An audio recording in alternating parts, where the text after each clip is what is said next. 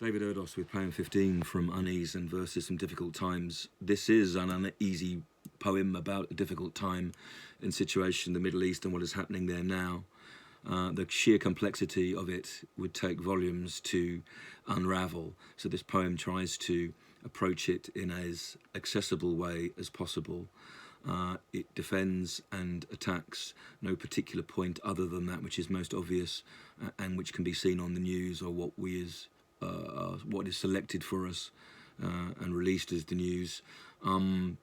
It is an attempt at understanding many of the things that are happening in the world, of which this is just the latest, and equally as potentially as corrosive as anything that's been happening in the West over the last and around the world for the last year.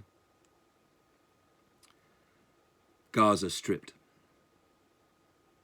War is raw in reverse, which is the state of foul play in Gaza.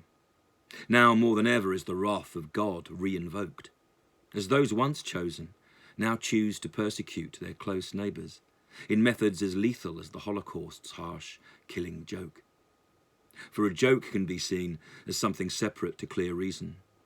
As with what Hitler decreed, all that followed was seeing how far that tale spun, which is clearly happening now, as over 70 years of resentment breeds hatred, stemming, it seems, from the sharing of what was thought at first to be one, after both tribulation and trial, exodus and excoriation, but which has now become, to my horror and to the horror of all, the next nail hammered into the hands of the Palestinian-born boy Bible's worship, whose equivalent today bleeds in Gaza as his children are torn, truths impaled. One would never believe that so-called Holy Land was fought over, or that the same soul-stained city would be rendered in twain and reduced as being the home ground from which the Palestinians are evicted by Israeli force and by soldiers as what we thought we were, falls traduced. I write this now as a Jew and in a near state of panic.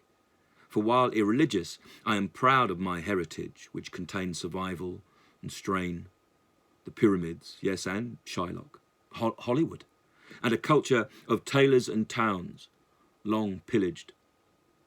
So this has always felt like revenge, of the sourest sort, and more bitter than the pungent root sucked at Pesach to remind us, of course, of the past. I can taste and hear it today as Hamas fire rockets, and the threat of war, like the virus, and after Trump, sounds like signs storming out of the earth as a burning bush reconfigures, but which remains unseen when surrounded by so much fired faith and crossed lines. If God is indeed speaking there, then no one close can bear witness, or indeed hear the calling as the shouts of life and death duly clash. For just when the top end of the West thinks it's free, the Middle East carves fresh chaos, and what we thought we knew about people and other places on earth fall to ash. This need now for land, which seemingly can't be shared, creates ruin, the kind that runs from the desert all the way towards overload. In our green and once pleasant land, there's been plight that no one ever dreamt of. The last few years have brought scandal once more around Jewish codes. But is anti-Semitic feeling still that? Or solely concerned now with Israel? Zionism for me is as separate as the trainer is to the road. I wear them not only to run, or rather to walk, but for comfort. And yet once it's applied, there's a process that others would call exercise. So what has it become over there but a set routine they can't loosen? And what more will it take? How much horror before they finally recognise that unlike the knife Abraham placed against his son Isaac's throat to test favour, these brutalities will not save them, and nor will they in time bring them peace. For there can be no true peace once there's war. Everywhere's raw once that happens.